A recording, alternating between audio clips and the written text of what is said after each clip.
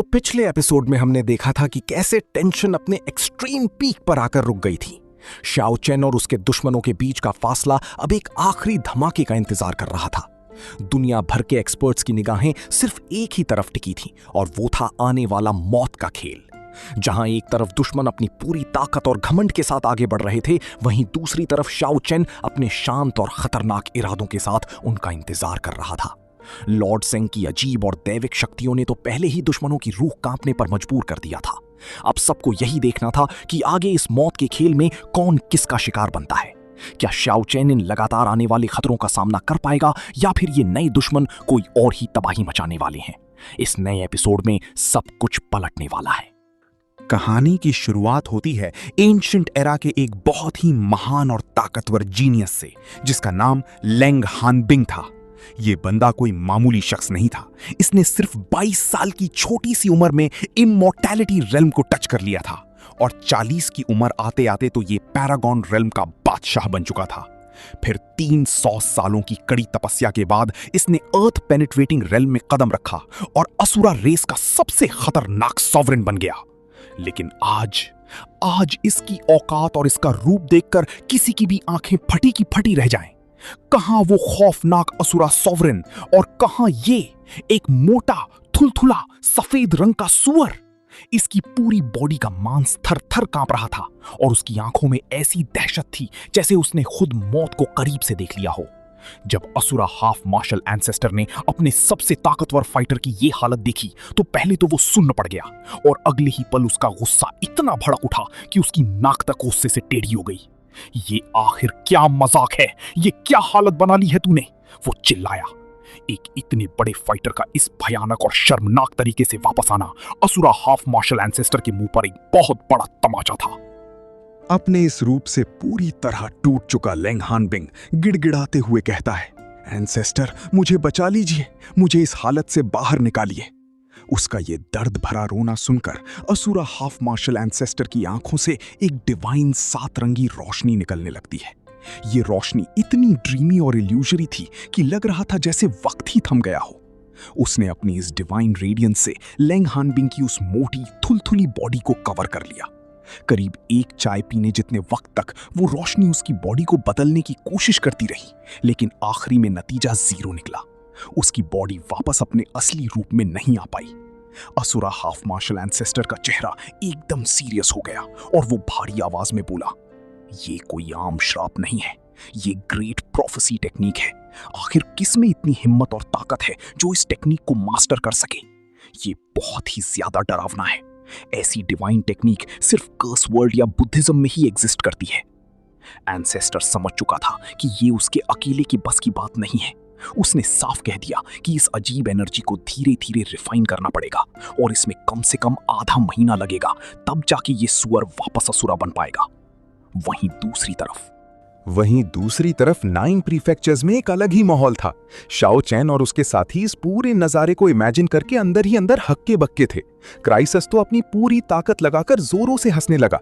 उसकी हंसी रुकने का नाम ही नहीं ले रही थी, जैसे वो खुद कुछ ही वक्त पहले एक खूबसूरत लड़की बनने का अपना शर्मनाक हादसा पूरी तरह भूल चुका हो। एक इज्जतदार और महान असुरा सॉवरेन का इस तरह दम दबाकर भागना सच में किसी सपने जैसा लग रहा था।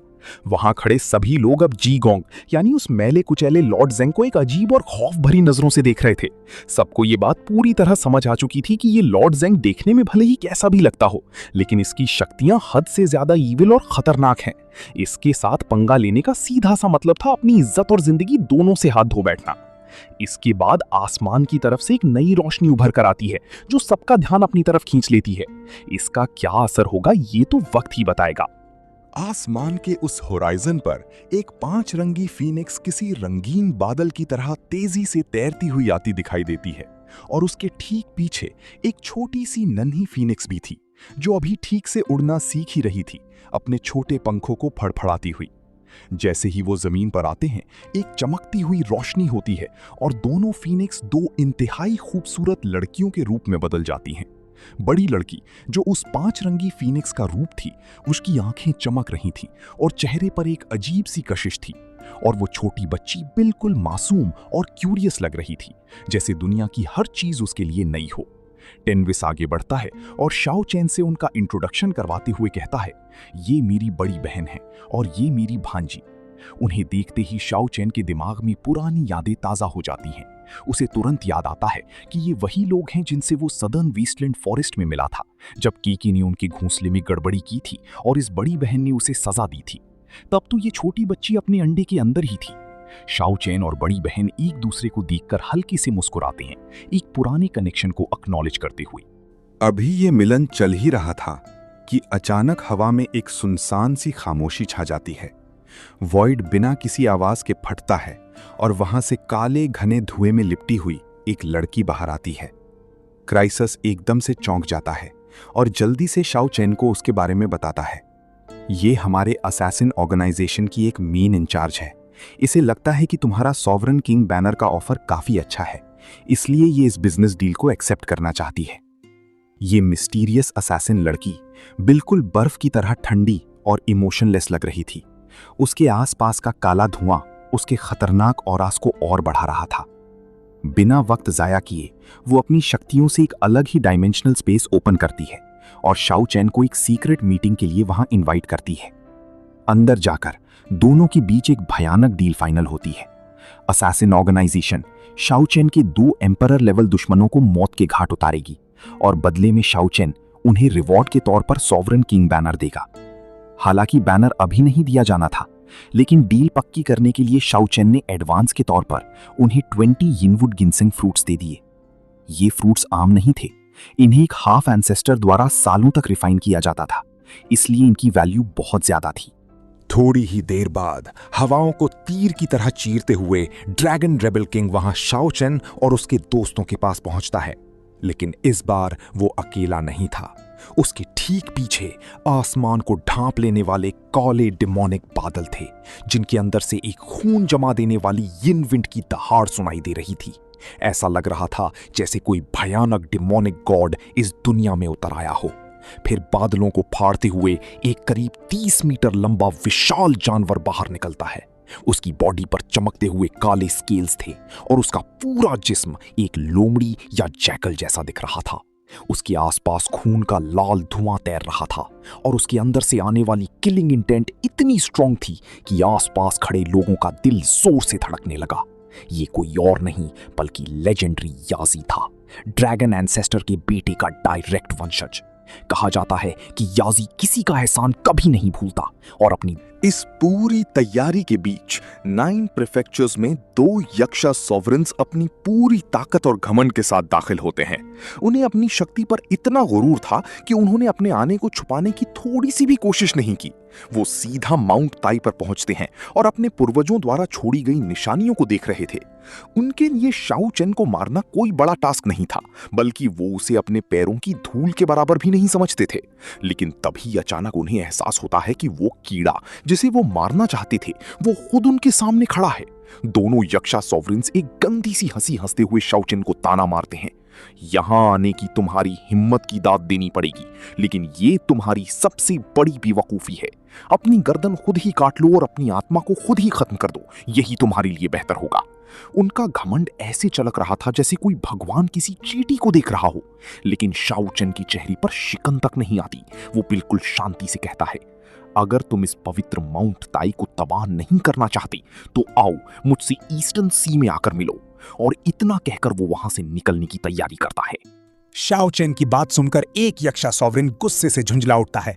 बहुत ज्यादा बकवास करते हो तुम बस एक मामूली से एम्परर हो और तुम्हारी बातें इतनी बड़ी हैं। तुम्हें क्या लगता है तुम हमारा सामना कर पाओगे? हम तुम्हें एक ही पल में मसल सकते हैं, फिर बैटलफील्ड चेंज करने की क्या जरूरत है? हम तुम्हें यहीं मौत के घाट उतारेंगे। और इतना कहते ही उस यक्षा सॉवरेन ने अपना हाथ आगे बढ़ाया, जो देखते ही देखते एक बड़े से घर जितना विशाल हो गया, और उसने शाओ चैन को पकड़ने के लिए बिजली की तेजी से झपटा मारा। लेकिन शाओ चैन कहां वहां रुकने वाला था। उसने तुरंत अपनी 8 फोल्ड स्पीड का इस्तेमाल किया और आवाज के साथ वो पलक झपकते ही वहां से दर्जनों मील दूर निकल गया। ये देखकर दोनों यक्षा सॉवरेन्स गुस्से से पागल हो गए और बोले, तो तुम्हारे पास बच निकलने के कुछ ट्रिक्स हैं? ठीक है, आज तुम्हारी मौत तय है। वो दोनों आसमान में छलांगे लगाते हुए उसके पीछे भागे और तेजी से ईस्टर्न सी के किनारे पहुंच गए, जहां असली मौत का खेल उनका इंतजार कर रहा था। ईस्टर्न सी पहुंचते ही दोनों यक्षा सॉवरेन्स वहां मौजूद लोगों को देखकर एक ताने भरी हंसी हंसते हैं। तो तुम अपने हेल्पर्स को बुलाकर लाए हो, कोई भी तुम्हें आज बचा नहीं सकता। लेकिन उनका यह घमंड ज्यादा देर तक नहीं टिकने वाला था। तभी वहां उस डिमोनिक गॉड याजी सॉवरेन की एंट्री होती है। उसने हवा को फाड़ते हुए अपनी मोल्टन आयरन जैसी मजबूत और काले स्केल्स वाली बॉडी को आगे बढ़ाया। उसके अंदर से निकलने वाली दहशत किसी को भी डरा देने के लिए काफी थी। ये नजारा देखकर किंग जी लॉर्ड जेंग अचानक अपने दोनों हाथ जोड़ते हैं और जोर जोर से हंसने लगते हैं। ये देखकर क्राइसिस, ऑक्समैन और बाकी सब भी खुशी से पागल हो जाते हैं। उन्हें लगता है कि अब उन्हें 2 और मोटे सुअर देखने को मिलेंगे। लेकिन अचानक किंग जी अपनी हंसी रोक लेते हैं और पिग वर्ड को अपने गले में ही दबा लेते हैं। ये अचानक आया सस्पेंस सबको अंदर ही अंदर बेचैन कर देता है। सब बोलने लगते हैं, लॉर्ड जेंग जल्दी बोलिए ना वो मैजिकल वर्ड, इन्हें सुअर बनाइए। लेकिन जी गोंग शांति से कहते हैं, अब इसमें मजा नहीं रहा। मैं अपनी पावर्स एक हाफ स्टेप मार्शल एंसेस्टर के लिए बचाकर रखना चाहता हूं। ये सुनकर सभी के चेहरे पर एक शौक और एक्साइटमेंट की लहर दौड़ जाती है कि एक हाफ स्टेप मार्शल एंसेस्टर को सुअर बनते देखना कितना एपिक होगा। लेकिन इस एक्साइटमेंट को तोड़ते हुए अचानक बैटल शुरू हो जाती है। याजी सॉवरेन एक भयानक दहाड़ के साथ उन दोनों यक्षा सॉवरेन्स पर झपटता है। याजी की 30 मीटर ऊंची बॉडी ने जैसे धरती और आसमान को हिलाकर रख दिया। उसकी फिजिकल स्ट्रेंथ किसी टायरैनिकल ड्रैगन या मोनाक लायन ड्रैगन से बिल्कुल भी कम नहीं थी। जब उसने अपना विशाल पंजा हवा में चलाया तो वॉइड किसी कांच की तरह छटक गया और ऐसी भयानक तबाही मची कि देखने वालों के रोंगटे खड़े हो गए। लेकिन असली रूप तो अब दिखना था। अचानक याजी सॉवरेन एक काले रोशनी के तीर में बदल गया और उसने अपनी विशाल बॉडी को श्रिंक करके सिर्फ 2 मीटर का कर लिया। इस ट्रांसफॉर्मेशन से उसकी स्पीड 1000 गुना बढ़ गई। वो किसी काली बिजली की तरह हवा में उड़ रहा था। उसने इतनी स्पीड से अपना राइट पंजा एक यक्षा सॉवरेन के पेट पर मारा कि खून का एक बड़ा सा फव्वारा आसमान में छूट गया और उसके एब्डोमेन पर एक भयानक गहरा घाव पड़ गया। ये सब इतनी तेजी से हुआ कि किसी की आंखें उन्हें फॉलो तक नहीं कर पा रही थी। याजी सॉवरेन अकेला ही 2 पावरफुल सॉवरेन्स पर भारी पड़ रहा था और वो सच में किलिंग का गॉड लग रहा था। तीनों एक्सपर्ट्स की मूवमेंट्स आसमान में किसी लाइटनिंग की तरह आपस में टकरा रही थी। लेकिन इस भयानक लड़ाई के ठीक बीच अचानक एक और पत्ता फैलता है। बिना किसी आवाज के स्पेस फटता है और एक लड़की जो काले धुएं में लिपटी थी बिल्कुल उन तीनों फाइटर्स के सामने प्रकट हो जाती है। उसके हाथ में एक काले रंग की तलवार थी। उसने बिना वक्त गवाए एक ऐसी चकाचौंध करने वाली रोशनी का वार किया कि वो तलवार सीधा एक यक्षा सॉवरेन की छाती को चीरते हुए आर पार हो गई। एक टॉप नॉच असैसिन की परफेक्ट टाइमिंग। उसने एक सॉवरेन रेल्म एक्सपर्ट को उस वक्त घायल किया जब वो सबसे कमजोर था। यक्षा सॉवरेन दर्द और गुस्से से दहाड़ उठा। उसके हरे बाल आसमान की तरफ खड़े हो गए और वो पूरी तरह से उड़ता हुआ दूर जा गिरा। खून की नदियां बह निकली। लेकिन एक सॉवरेन एक्सपर्ट को मारना इतना आसान कहां था। उसने एक ही पल में अपने टूटे हुए दिल को हील कर लिया और गुस्से में पागल होकर सीधा उस फीमेल असैसिन की तरफ आक्रमण करने के लिए दौड़ पड़ा। ईस्टर्न सी के ऊपर ये लड़ाई अब एक मौत के तांडव में बदल चुकी थी। आसमान ऐसे कांप रहा था जैसे पूरी दुनिया तबाह होने वाली हो और समुंदर का पानी उल्टा बहने लगा था। लेकिन इस पूरे केओस के बीच एक और फिगर एंटर करता है। एक फेयर स्किन्ड मर्द जिसकी अजीब सी ऑकवर्ड स्माइल सबको हैरान कर रही थी। ये और कोई नहीं बल्कि स्केलेटन हुआंग लियानपो था, जिसे उस बुरे लॉर्ड ज़ूगे ने श्राप देकर एक जिगलो यानी छिछोरे जैसा दिखने वाला इंसान बना दिया था। उसका ये नया रूप देखकर दुश्मन तो क्या अपने लोग भी कंफ्यूज थे। तभी अचानक वहां दुश्मनों की तरफ से एक स्नो वाइट स्केलेटन सॉवरेन अपनी बोन सीबर हड्डियों की तलवार लेकर याजी सॉवरेन पर वार करने के लिए तेजी से उड़ता हुआ आता है। ये भी एक लेवल का ताकतवर सॉवरेन था। लेकिन लियानपो पलक झपकते ही एक आफ्टर इमेज छोड़ता हुआ ठीक उस स्केलेटन सॉवरेन के सामने आकर खड़ा हो गया। उसने अपने दाहिने हाथ से उस बोन सीबर को इतनी बुरी तरह दबोच लिया जैसे कोई लोहे का पिंसर्स हो। स्केलेटन सॉवरेन अपनी तलवार हिलाने की कोशिश करता रह गया लेकिन वो 1 इंच भी नहीं हिली। ये देखकर स्केलेटन गुस्से में बोला, कहां से आ गया ये जिगलो? जैसे ही उस स्केलेटन सॉवरेन ने जिगलो वर्ड का इस्तेमाल किया, लियानपो की वो अजीब सी स्माइल उसकी आंखों की ठंडी घूर में बदल गई। अगले ही पल एक भयानक खचाक की आवाज आई और वो मजबूत बोन सेबर 2 टुकड़ों में टूटकर गिर गई। इसके बाद तो लियानपो ने जैसे 1000 हाथों वाले भगवान का रूप धारण कर लिया। उसके हाथ हवा में हजारों आफ्टर इमेजेस बनाने लगे और उसने उस स्केलेटन सॉवरेन पर ऐसी भयानक स्पीड से वार किया कि आंखें धोखा खा जाएं। क्रैक क्रैक क्रैक, हवा में सिर्फ और सिर्फ हड्डियों के टूटने की आवाजें गूंज रही थी। स्केलेटन सॉवरेन दर्द और डर से पागल हो गया। लियानपो ने सबसे पहले उसकी एक पसली नोच कर निकाल दी, फिर उसके कंधे की हड्डी उखाड़ ली, जिससे उसकी एक आर्म लाइफलेस होकर झूलने लगी और उसके बाद उस लाइफलेस आर्म की एक एक उंगली और जॉइंट को पूरी तरह से तोड़कर अलग कर दिया। देखने में आम सा लगने वाला ये लियानपो इतना पावरफुल था कि इसने सिर्फ 8 मिनट के अंदर एक टॉप लेवल सॉवरेन एक्सपर्ट को जिंदा कंकाल के टुकड़ों में बदल दिया। उसकी खोपड़ी तक चीर दी गई और उसकी आत्मा फायर सीड हवा में बेदर्दी से बिखर गई। ये नजारा देखकर वहां खड़े ऑक्समैन, क्राइसिस और सभी की आंखें फटी रह गईं। उन्हें समझ आ गया था कि ये दोनों लॉर्ड जेंग और लियानपो इंसान नहीं बल्कि राक्षसों के लेवल की पावर्स रखते हैं। लियानपो हवा में बिखरी हुई हड्डियों को अपनी एनर्जी से ऐसे हिला रहा था जैसे वो हड्डियों के सांस पर कोई म्यूजिकल धुन बजा रहा हो। स्केलेटन सॉवरेन अपनी इस भयानक हालत पर रोना चाहता था, लेकिन उसके पास तो अब आंखें भी नहीं बची थीं। आखिरी में लियानपो को थोड़ी दया आई। उसने मुस्कुराते हुए कहा, तुम एक फायर सीड हो, इसलिए मैं तुम्हें और परेशान नहीं करूंगा, और उसने उसे आजाद कर दिया। वो स्केलेटन सॉवरेन इतनी बुरी तरह डर चुका था कि उसने फटाफट अपनी बिखरी हुई हड्डियों को जमा किया और बिना मुड़कर देखे वहां से दुम दबाकर भाग निकला। वहीं दूसरी तरफ याजी सॉवरेन ने अपने आगे उस यक्षा सॉवरेन के ऐसे छक्के छोड़ाए कि वो भी जान बचाकर भागने पर मजबूर हो गया। और जो दूसरा यक्षा फीमेल असैसिन से लड़ रहा था, उसने जब लियानपो का ये खौफनाक अंदाज देखा तो उसका बचा खुचा हौसला भी टूट गया और वो भी ठीक वहां से भाग खड़ा हुआ। 5 सॉवरेन्स शाओ चेन को मारने आए थे और सिर्फ एक असुरा बचा था। इन सब के बाद अचानक बियॉन्ड हेवेंस और ह्यूमन आउटसाइडर प्रकट होते हैं और एक वार्निंग इशू करते हैं कि अगर अब फाइनल बैटल से पहले किसी भी सॉवरेन ने शाओ चेन पर हमला किया तो उसे वहीं मौत की नींद सुला दिया जाएगा। अब वक्त किसी तेजी से बहते हुए झरने की तरह गुजर गया और आधे महीने से ज्यादा का समय बीत चुका था। पूरे 9 प्रीफेक्चर्स में एक भारी एक्साइटमेंट थी, क्योंकि आज वो दिन आ गया था जब शाओ चेन और यक्षा हाफ एंसेस्टर के बीच का अल्टीमेट मुकाबला होने वाला था। नई सुबह की रोशनी के साथ माउंट कुनलुन लोगों से पूरी तरह खचाखच भर चुका था। वहां चारों रेल्म्स की सबसे बड़ी हस्तियां मौजूद थीं, क्योंकि एक सॉवरेन का किसी हाफ एंसेस्टर को चैलेंज करना कोई मामूली बात नहीं थी। बियॉन्ड हेवेंस और ह्यूमन आउटसाइडर शांति से शाओ चेन के बगल में खड़े थे। तभी वहां उस पुराने और ताकतवर यक्षा हाफ एंसेस्टर की एंट्री होती है। उसकी आंखों में अभी भी वही घमंड था। वो अपनी पूरी सुप्रीमेसी के साथ शाओ चेन को देखते हुए बोलता है, तो क्या तुमने अपने दफन होने के लिए सही जगह चुन ली है? मैं एक ही पल में तुम्हारा काम तमाम कर दूंगा। उसकी इस एरोगेंस को देखकर भी वहां खड़ा हर इंसान शांत था, लेकिन शाओ चेन अपने चेहरे पर वही कूल और काम एक्सप्रेशन रखते हुए बोलता है, हमारी लड़ाई लाइफ लॉन्ग रेल्म की फॉरबिडन सी में मौजूद उस सॉवरेन किंगशिप के अंदर होगी। ये शब्द सुनते ही उस घमंडी यक्षा हाफ एंसेस्टर का चेहरा ऐसे पीला पड़ गया जैसे उसने गलती से जिंदा बिच्छू निकल लिया हो। सब लोग हैरत में थे और उनके ठीक पीछे खड़े जीगोंग अपने दोनों हाथ जोड़कर उसकी इस फटी हुई हालत पर जोर जोर से हंसने लगते हैं। आगे क्या तबाही होगी ये हम आगे देखेंगे।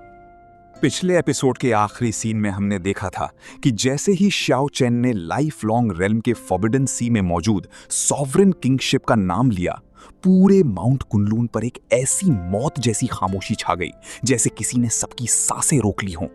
यक्षा हाफ एंसेस्टर, जिसका घमंड आसमान छू रहा था, उसका चेहरा अचानक से ऐसा पीला पड़ गया जैसे उसने जिंदा जहर निगल लिया हो। और इस पूरे टेंस माहौल में उस गंदे और मैले से लॉर्ड जेंग की जोर जोर से गूंजती हुई हंसी ने आग में घी का काम किया।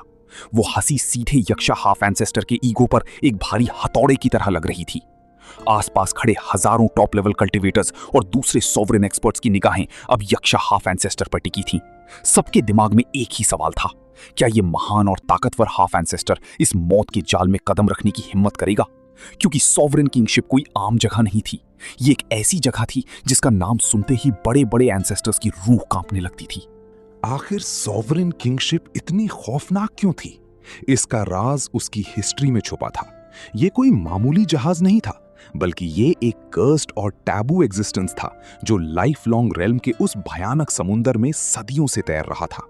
कहा जाता है कि इस जहाज पर कदम रखने वाला आज तक जिंदा वापस नहीं लौटा, चाहे वो कितना ही बड़ा तीसमार खान क्यों ना हो। इस जहाज की लकड़ियों पर उन एंशिएंट गॉड्स और डीमंस का खून जमा हुआ था जिन्होंने इस पर आने की भूल की थी। ये एक ऐसी जगह थी जहां आकर खुद यूनिवर्स के रूल्स और स्पिरिचुअल पावर्स बेंड हो जाती हैं। एक हाफ एंसेस्टर के पास सुप्रीम पावर्स होती हैं, लेकिन उस कर्स्ड शिप के ऊपर जाते ही उनकी पावर्स किसी आम इंसान की तरह लिमिट हो सकती थी। यक्षा हाफ एंसेस्टर के दिमाग में ये सारी बातें किसी डार्क मूवी के फ्लैशबैक की तरह घूम रही थी। उसके अंदर का डर उसकी आंखों में साफ झलक रहा था, लेकिन दूसरी तरफ उसका बड़ा सा ईगो उसे पीछे हटने की इजाजत नहीं दे रहा था। तुम सोचते हो कि एक टूटे फूटे श्रापित जहाज के पीछे छुपकर तुम मेरी मौत बन जाओगे? यक्षा हाफ एंसेस्टर ने अपने दांतों को पीसते हुए कहा। उसकी आवाज में एक ऐसी गुर्बत और ठंडक थी जो वहां खड़े हर शख्स की हड्डियों तक को जमा रही थी। वो जानता था कि अगर आज वो इस चैलेंज से पीछे हट गया तो इन चारों रेल्म्स में उसका जीना हराम हो जाएगा। लोग उसके पीठ पीछे हंसेंगे कि एक हाफ एंसेस्टर एक छोटे से कीड़े से डर गया। तुम्हारी मौत तय है शियाओ चैन, चाहे तुम नरक के सबसे गहरे गड्ढे में ही क्यों न छुप जाओ। मैं तुम्हारी एक एक हड्डी को तोड़कर इस दुनिया से तुम्हारा नामो निशान मिटा दूंगा। उसने पूरे गुस्से और एरोगेंस के साथ अपना फैसला सुना दिया। उसके इतना कहते ही उसके जिस्म से ऐसी भयानक डिमोनिक एनर्जी रिलीज हुई जिसने आसमान के बादलों को दो हिस्सों में फाड़ दिया। यक्षा हाफ एंसेस्टर ने चैलेंज एक्सेप्ट कर लिया था और अब होने वाली इस लड़ाई का लेवल एक अलग ही डायमेंशन में जाने वाला था। शियाओ चैन ने उसकी बातों का कोई जवाब नहीं दिया। उसके चेहरे पर एक ऐसी ठंडी और शांत मुस्कान थी जो दुश्मनों को और ज्यादा कंफ्यूज कर रही थी। बिना एक भी सेकंड वेस्ट किए शियाओ चैन घुमा और उसने अपनी 8 फोल्ड स्पीड को उसके एब्सोल्यूट पीक पर एक्टिवेट कर दिया। वूश! एक ब्लाइंडिंग फ्लैश के साथ शियाओ चैन आसमान में एक शूटिंग स्टार की तरह निकला और सीधा उस डायमेंशनल पोर्टल की तरफ बढ़ गया जो लाइफ लॉन्ग रेल्म चोंगशेंग जिए की तरफ जाता था। ये नजारा देखकर वहां मौजूद लाखों कल्टीवेटर्स पागल हो गए। ऐसा लग रहा था जैसे कोई बहुत बड़ी ब्लॉकबस्टर मूवी का क्लाइमैक्स शुरू होने वाला हो और कोई भी इस मौत के तमाशे को मिस नहीं करना चाहता था। पीछे पीछे यक्षा हाफ एंसेस्टर भी किसी डार्क काले तूफान की तरह हवा को फाड़ता हुआ उसके पीछे निकल पड़ा। उसके पीछे पीछे बाकी के सॉवरेंस और उनके पीछे हजारों आर्म कल्टीवेटर्स का एक समुंदर इस एपिक शोडाउन को देखने के लिए पोर्टल की तरफ दौड़ पड़ा। डायमेंशनल टनल के अंदर का माहौल बिल्कुल अलग ही था। जब शियाओ चैन उस पोर्टल के अंदर से गुजर रहा था तो आसपास के स्पेस और टाइम के रूल्स ब्रेक हो रहे थे। चमकते हुए सितारे, टूटते हुए गैलेक्सीज के इल्यूजन और स्पेशल टर्ब्यूलेंस उस टनल में किसी भयानक तूफान की तरह घूम रहे थे। शियाओ चैन बिल्कुल शांत था। उसकी बॉडी पर एक प्रोटेक्टिव ऑरा ग्लो कर रहा था जो इन स्पेशल ब्लेड्स को उसकी स्किन तक पहुंचने से रोक रहा था। लेकिन उसके ठीक पीछे कुछ ही मील की दूरी पर यक्षा हाफ एंसेस्टर अपनी पूरी डेमोनिक माइट के साथ उस टर्ब्यूलेंस को अग्रेसिवली चीरते हुए उसके पीछे आ रहा था। हाफ एंसेस्टर की आती हुई एनर्जी इतनी सफोकेटिंग थी कि अगर कोई नॉर्मल कल्टीवेटर वहां होता तो उसके प्रेशर से ही उसकी बॉडी ब्लास्ट हो जाती। लेकिन शियाओ चैन बिना पलट कर देखे एक स्ट्रेट एरो की तरह अपनी मंजिल की तरफ बढ़ता रहा। उसका गोल क्लियर था और वो जानता था कि उसका ये प्लान किस तरह इस हाफ एंसेस्टर के घमंड को चूर चूर करने वाला है। आखिरकार एक तेज रोशनी के झटके के साथ शियाओ चैन लाइफ लॉन्ग रेल्म के आसमान में इमर्ज होता है। ये वही दुनिया थी जहां से उसने अपनी बहुत सी ताकत और यादें जुड़ी हुई थी। यहाँ की हवा में एक अलग ही स्पिरिचुअल एनर्जी थी, एक फेमिलियर फीलिंग जो उसकी सोल को शांति दे रही थी। लेकिन आज वो यहाँ पुरानी यादों को ताज़ा करने नहीं आया था। बिना एक पल के लिए भी जमीन पर कदम रखे उसने अपनी डायरेक्शन सीधी उस फॉरबिडन सी की तरफ मोड़ ली। ये वही टैबू ओशन था जिसके बारे में पूरे लाइफ लॉन्ग रेल्म के लोग बात करने से भी डरते थे। एक ऐसी जगह जिसके ऊपर से अगर कोई परिंदा भी उड़ने की कोशिश करे तो वो सीधा मौत के समुंदर में समा जाता था। शियाओ चैन की स्पीड बिल्कुल कम नहीं हुई। वो जानता था कि यक्षा हाफ एंसेस्टर बस उसके पीछे ही है और उसे जल्द से जल्द उस कर्स्ड शिप तक पहुंचना ही होगा। आसपास के पहाड़ों और नदियों को पीछे छोड़ते हुए वो आखिरकार उस डार्क और साइलेंट ओशन के बॉर्डर पर पहुंच गया। फॉरबिडन सी का नजारा किसी नरक के दरवाजे जैसा लग रहा था। वहां का पानी नीला या साफ नहीं था, बल्कि बिल्कुल कोयले जैसा काला और थिक था। इस पानी में कोई लहर नहीं उठ रही थी, बिल्कुल एक डेड जोन की तरह।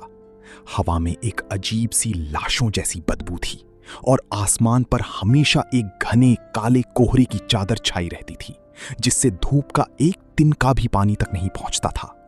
सबसे डरावनी बात यह थी कि इस काले पानी की सरफेस पर एंशिएंट जमाने के विशाल जानवरों और राक्षसों के बड़े बड़े कंकाल तैर रहे थे। ये कंकाल इस बात का सबूत थे कि जो भी इस समुद्र को क्रॉस करने की कोशिश करता है, उसकी औकात सिर्फ इन्हीं हड्डियों के ढेर में मिलने की होती है। दूर से इस नजारे को देखकर ही उन कल्टीवेटर्स के रोंगटे खड़े हो गए, जो ज़्याओ चेन और हाफ एंसेस्टर का पीछा करते हुए लाइफ लॉन्ग रेल्म तक आ पहुंचते थे। इस जगह की ऑरा इतनी सफोकेटिंग थी कि सॉवरेंस को भी अपनी सांसें लेने में तकलीफ हो रही थी। तभी उस घने और काले कोहरे के ठीक बीचों बीच एक विशाल परछाई उभर कर सामने आती है। कोहरा धीरे धीरे हटता है और वहां एक ऐसी चीज दिखाई देती है जिसे देखकर सबकी आंखें डर से फटी रह जाती हैं। ये सॉवरेन किंगशिप थी, एक बेहद पुराना, विशाल और खौफनाक जहाज जिसकी लकड़ियां डार्क ब्राउन और काली पड़ चुकी थीं। इसके मास्टॉल्स और सेल्स पूरी तरह से फटे हुए थे और पूरे जहाज पर एक डार्क ड्राइड खून की परत साफ दिखाई दे रही थी। इस शिप से आने वाली एंशिएंट और ईविल ऑरा इतनी स्ट्रांग थी कि लग रहा था जैसे ये कोई बेजान लकड़ी का जहाज नहीं, बल्कि एक जिंदा शैतान हो जो सदियों से किसी शिकार का इंतजार कर रहा हो। इसकी स्ट्रक्चर को देखकर लगता था जैसे इस पर खुद मौत का राज हो। यही वो एंसेस्ट्रल ड्रैगन शिप थी जिसका डर पूरे यूनिवर्स के बड़े बड़े पावर हाउसेस के दिलों में बसा हुआ था। लेकिन इस भयानक ऑरा का ज़ाओ चेन पर जैसे कोई असर ही नहीं हो रहा था। उसने गहरी सांस ली और बिना किसी हेजिटेशन के अपना कदम उस जहाज की तरफ बढ़ा दिया। एक हल्की सी छलांग के साथ वो सीधा उस डार्क ब्लड स्टेन डेक पर जाकर खड़ा हो गया। जैसे ही उसके पैर जहाज की लकड़ी पर पड़े, वहां अचानक एक ठंडी और खौफनाक हवा उसके आसपास घूमने लगी। ऐसा लग रहा था जैसे हजारों गायब आत्माएं उसके कानों में कुछ फुसफुसा रही हों। लेकिन ज़ाओ चेन एक इमूवेबल पहाड़ की तरह अपनी जगह पर डटा रहा। उसने आराम से अपना रुख पीछे की तरफ किया और आसमान में उस जगह देखने लगा जहां से यक्षा हाफ एंसेस्टर अप्रोच कर रहा था। उसके पोस्चर में एक ऐसी शांति थी जो सामने वाले के माइंड गेम्स को पूरी तरह डिस्ट्रॉय करने के लिए काफी थी। वो अब वहां था, अपने ट्रैप के ठीक बीचों बीच, उस अल्टीमेट शैतान को अंदर आने का न्योता दे रहा था। कुछ ही सेकंड्स में आसमान फाड़ते हुए यक्ष हाफ एंसेस्टर फॉरबिडन सी के ऊपर पहुंच गया। उसके पहुंचते ही समुंदर के ऊपर की हवा में एक भयानक प्रेशर क्रिएट हो गया, लेकिन वो प्रेशर उस जहाज की ऑरा के आगे आकर फेल हो गया। यक्ष हाफ एंसेस्टर हवा में ही रुक गया और उसने नीचे उस कर्स्ड शिप और उसके डेक पर खड़े श्याओ चेन को देखा। उसकी आंखें छोटी हो गईं और उसके चेहरे पर एक अजीब सी बेचैनी साफ दिखाई दे रही थी। वो एक हाफ एंसेस्टर था, उसकी सेंसेस नॉर्मल लोगों से करोड़ गुना ज्यादा शार्प थी। वो उस जहाज की लकड़ी से निकलने वाली उस ईवल एंशिएंट टैबू पावर को महसूस कर सकता था, एक ऐसी ताकत जो किसी भी पल उसकी सोल को निगल सकती थी। वो हवा में खड़ा यही सोच रहा था कि क्या सच में इस जहाज पर पांव रखना बेवकूफी तो नहीं। उसके जिस्म के एक एक सेल उसे वार्न कर रहे थे कि इस जहाज से दूर रहे, लेकिन सामने खड़ा श्याओ चेन का शांत चेहरा उसके घमंड को आग लगा रहा था। अपने ईगो को सेटिस्फाई करने और रिस्क से बचने के लिए यक्षा हाफ एंसेस्टर ने एक स्मार्ट और खतरनाक चाल चली। उसने जहाज पर उतरने के बजाय दूर से ही अटैक करने का फैसला किया। उसने हवा में अपना दाहिना हाथ उठाया और अपनी पूरी डिमोनिक एनर्जी को कंडेंस करना शुरू कर दिया।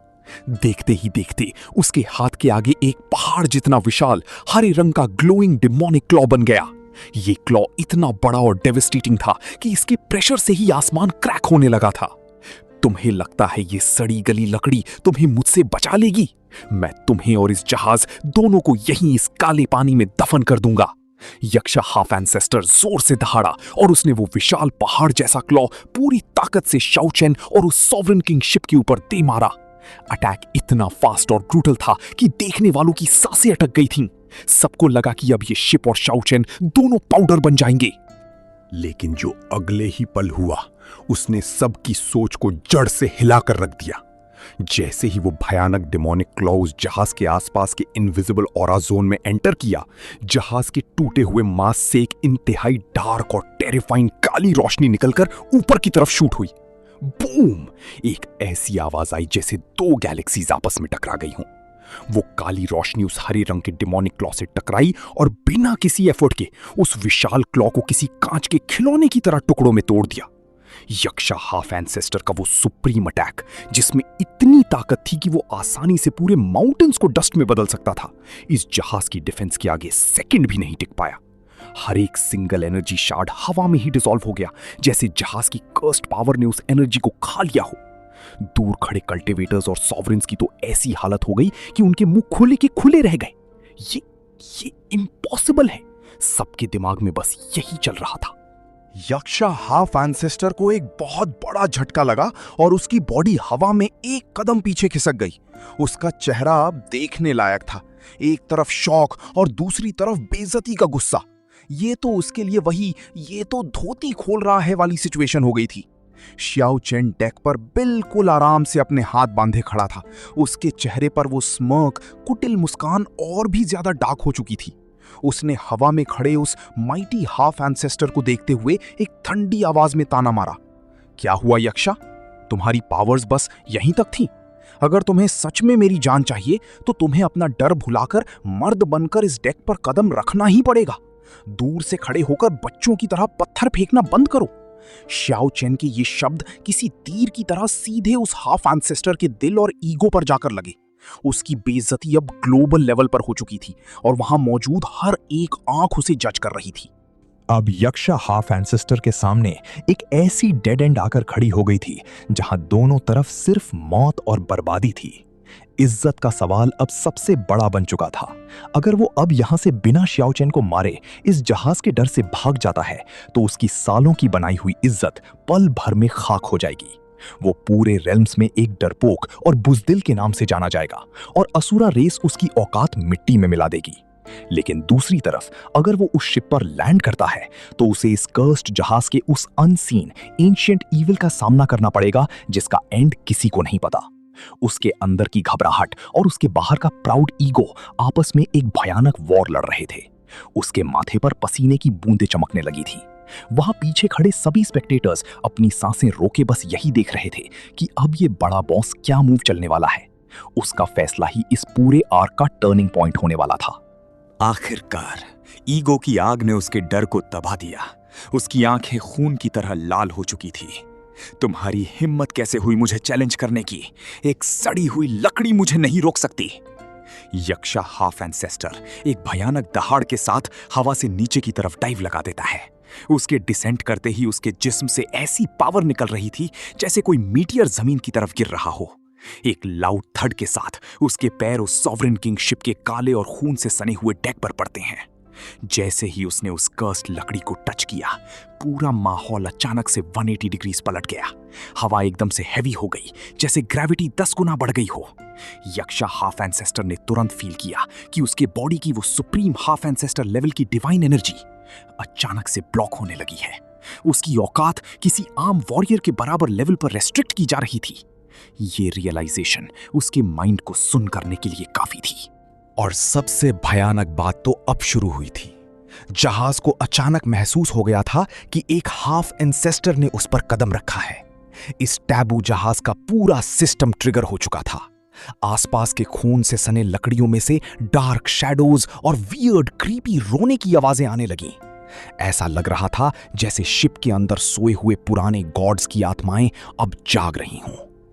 यक्षा हाफ एंसेस्टर की आंखों में अब असली खौफ साफ देखा जा सकता था। वो एक चूहे की तरह बिल्कुल श्याओ चेन के ट्रैप के ठीक सेंटर में फंस चुका था। श्याओ चेन ने एक कदम आगे बढ़ाया और उसके होठों पर एक भयानक मौत जैसी मुस्कान तैर गई। जहाज पर क्या आफत आने वाली थी और इस कर्स्ड डेक पर इन दोनों के बीच ये असमान टकराव किस हद तक जाएगा।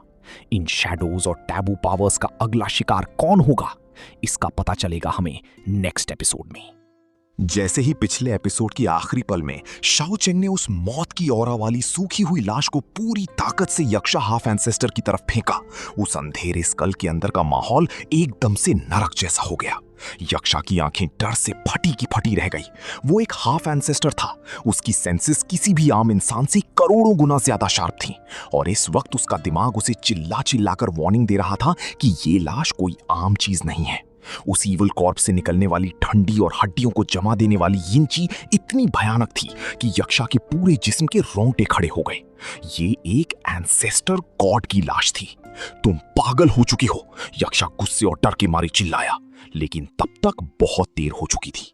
उस लाश की बंद आंखें अचानक से हल्की सी कंपकपाईं और अगले ही पल उसके अंदर से एक ऐसी डिस्ट्रक्टिव फोर्स इरप्ट हुई जिसने उस पूरे विशाल स्कल को अंदर से हिलाकर रख दिया। बूम! एक ऐसी कान फाड़ देने वाली एक्सप्लोजन हुई जिसका धक्का सीधा बाहर टैबू ओशन तक पहुंचा। सॉवरेन किंग शिप के अंदर से एक ऐसी काली और भयानक बेलफुल ऑरा का तूफान निकला जो सीधा आसमान के बादलों को चीरते हुए ऊपर चला गया। ऐसा लग रहा था जैसे काली आग का एक समुंदर आसमान में बह रहा हो।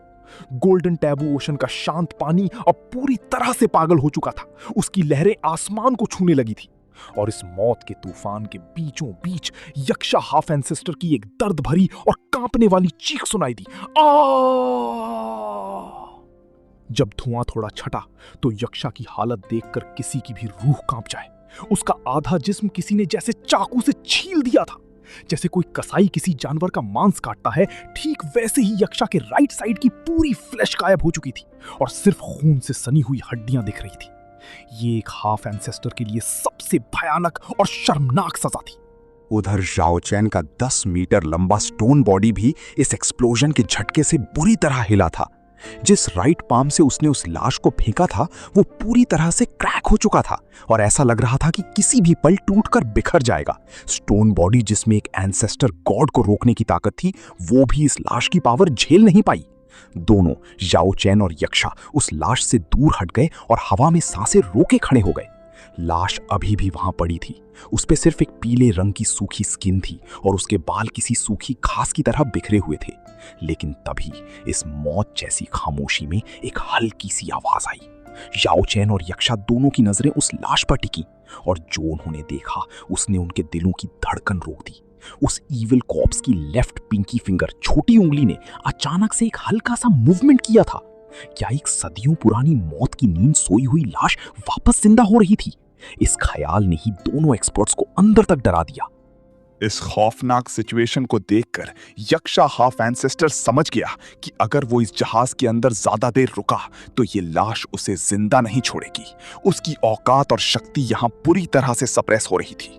अपने आधे कंकाल वाले जिस्म को हील करने के लिए उसने तुरंत अपनी 30% एसेंस एनर्जी जला दी, जिससे वो एक खूनी मिस्ट में कवर हो गया।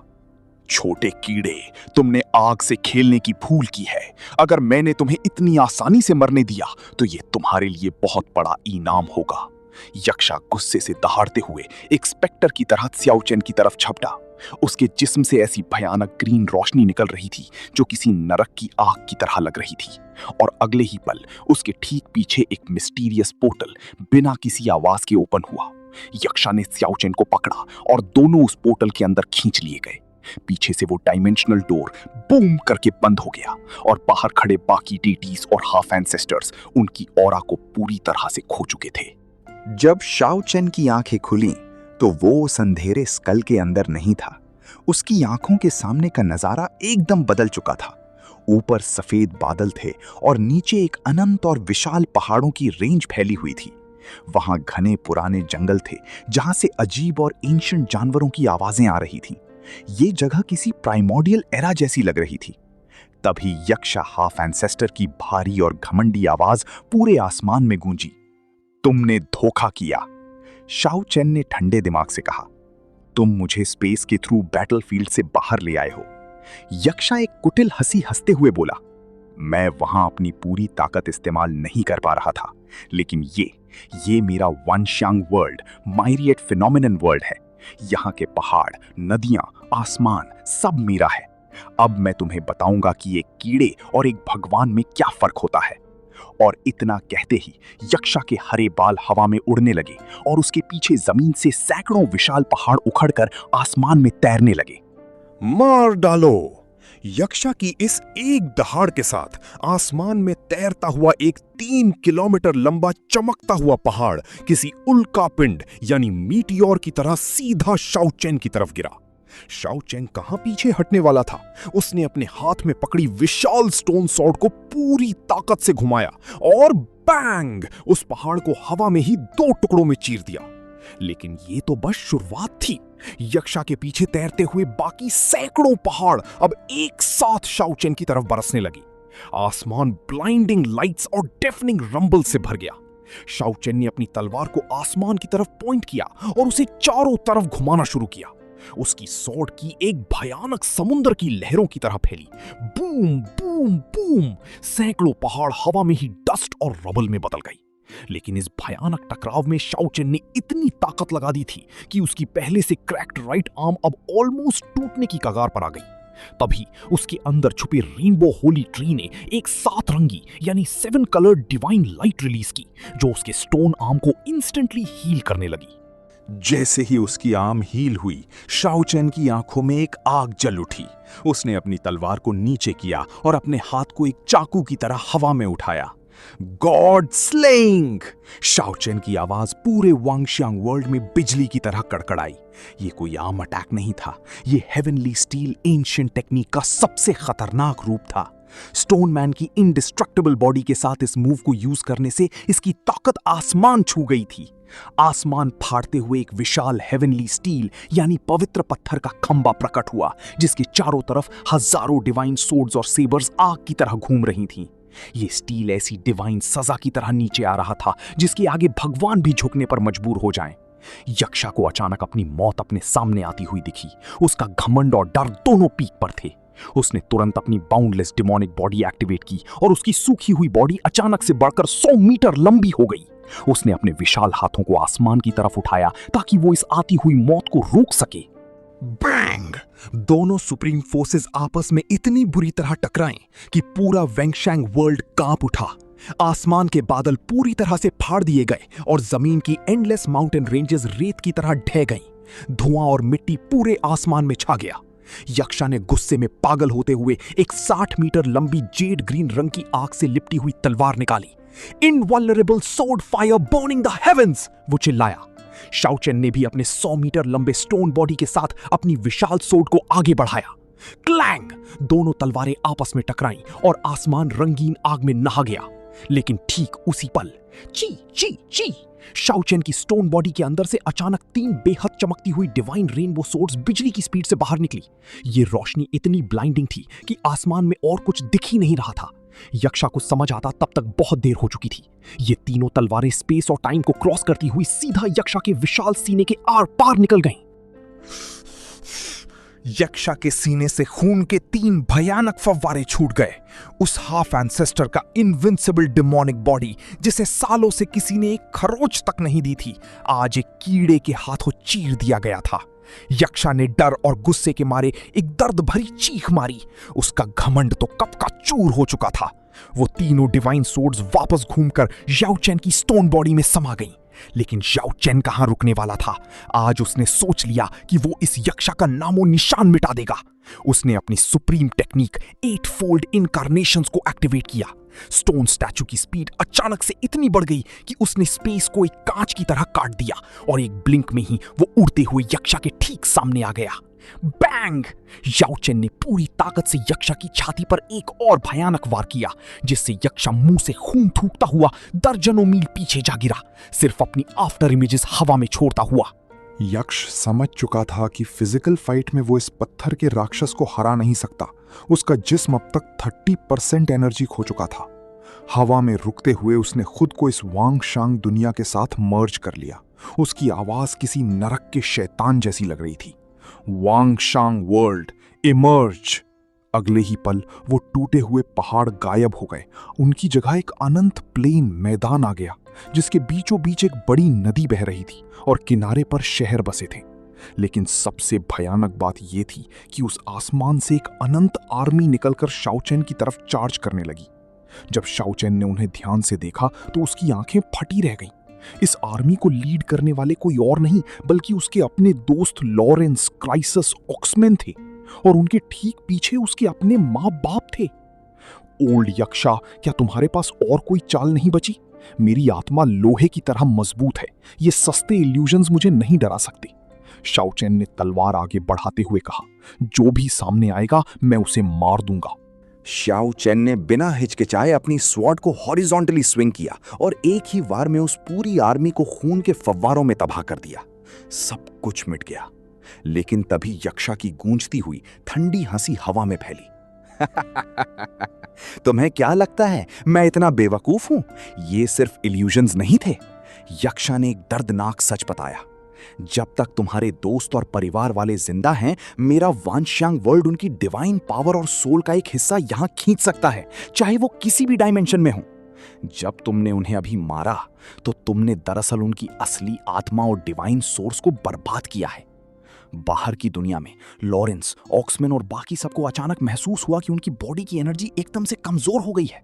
किसी को समझ नहीं आ रहा था कि उनके साथ क्या हो रहा है। यहां तक कि डेथ वर्ल्ड में भी पावर का एक हिस्सा अब्सॉर्ब हो रहा था। जब शाओ चेन को यह बात रियलाइज हुई तो उसके अंदर का गुस्सा आसमान फाड़ने लगा। वो चिल्लाया, यक्षा, तुम सच में मौत के लायक हो। शाओ चेन ने गुस्से में आकर अब दुश्मनों की आर्मी पर अटैक करना बंद कर दिया और इसकी जगह उसने अपनी स्वॉर्ड से इस वानश्यांग दुनिया के आसमान और जमीन को तोड़ना शुरू कर दिया।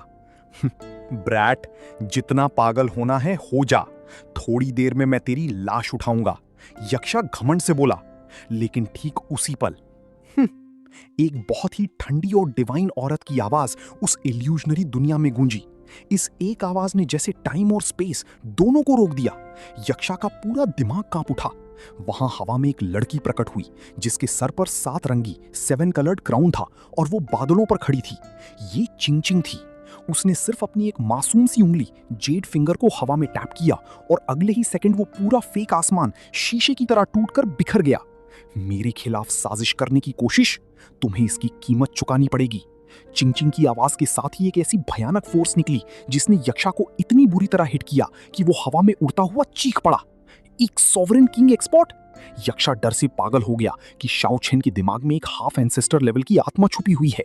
हालांकि चिंगचिंग की वो इमेज तुरंत गायब हो गई क्योंकि वो सिर्फ उसकी डिवाइन ओरिजिन का एक छोटा सा हिस्सा था। शाओ चेन जोर से हंसने लगा। उसकी इस हंसी में गुस्सा, दुख और जीत की खुशी सब मिक्स थी।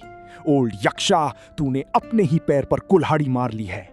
अब शाओ चेन का गुस्सा आउट ऑफ कंट्रोल था। उसने अपनी तलवार उठाई और सीधा यक्षा पर लॉक ऑन कर लिया। एक नए लेवल की एपिक बैटल शुरू हो चुकी थी। God slayer, rupture, chaotic disorder, demon subduing. Shao chain ने एक के बाद एक अपनी चारों सबसे खतरनाक अल्टीमेट टेक्निक्स को बिना रुके रिलीज कर दिया। हवा में सिर्फ तलवारों की फ्लैशेस और यक्षा की चीखें गूंज रही थीं। विशाल हेवनली मॉन्यूमेंट आसमान से गिरा और उसने यक्षा को ऐसी बुरी तरह दबाया कि उसकी कमर टेढ़ी हो गई। स्टोन सोर्ड उसकी पसलियां तोड़ रही थीं और वो 3 डिवाइन रेनबो सोर्ड्स उसके जिस्म में लगातार नए खूनी छेद होल्स बना रही थीं। यक्षा के पास अब डिफेंड करने की ताकत तक नहीं बची थी। बैंग! शाओ चेन ने यक्षा को आसमान से सीधा जमीन के अंदर एक मीटियोराइट की तरह गाड़ दिया। जमीन फट गई, 1000 मील लंबी घाटी बन गई। शाओ चेन उसके पीछे पीछे जमीन की गहराई, उस उबलते हुए मैग्मा लावा के अंदर तक चला गया और वहां भी यक्षा को बुरी तरह धोना शुरू कर दिया। एक सुप्रीम हाफ एंसेस्टर के लिए इससे बड़ी बेइज्जती और क्या हो सकती थी। बूम! मैग्मा के समंदर में एक आखिरी धमाका हुआ और शाओ चेन तथा यक्षा दोनों उस वानश्यांग वर्ल्ड की डायमेंशनल बाउंड्री को फाड़ते हुए बाहर निकल आए। वो वापस से उसी गोल्डन टैबू ओशन के ठीक ऊपर हवा में थे। रंबल! जैसे ही वो बाहर आए, एक बड़ा सा हेवनली स्टील आसमान से गिरा और उसने यक्षा की पीठ पर ऐसी जोर की टक्कर मारी कि उस हाफ एंसेस्टर ने आसमान में मुंह भरकर खून थूक दिया। यक्षा का खून उस गोल्डन समंदर पर बारिश की तरह गिरा। बाहर खड़े सारे कल्टिवेटर्स, डेटीज और दूसरे हाफ एंसेस्टर्स का तो जैसे दिमाग ही सुन्न हो गया। क्या ये सच है? मैंने अभी क्या देखा? भीड़ में एक ऐसी चहल पहल मच गई जिसे कंट्रोल करना मुश्किल था। एक सॉवरेन किंग लेवल का लड़का एक सदियों पुराने महान यक्षा हाफ एंसेस्टर को कुत्ते की तरह पीट रहा था। यक्षा लगातार 5-6 बार उस स्टोन सॉर्ड से पिटने के बाद हवा में 10 मील दूर जा गिरा। उसके कपड़े फटे थे, बाल बिखरे थे और जिस्म खून से लथपथ था। आज यक्षा की इज्जत पूरी तरह मिट्टी में मिल चुकी थी। एक हिस्टोरिकली ह्यूमिलिएटिंग हार।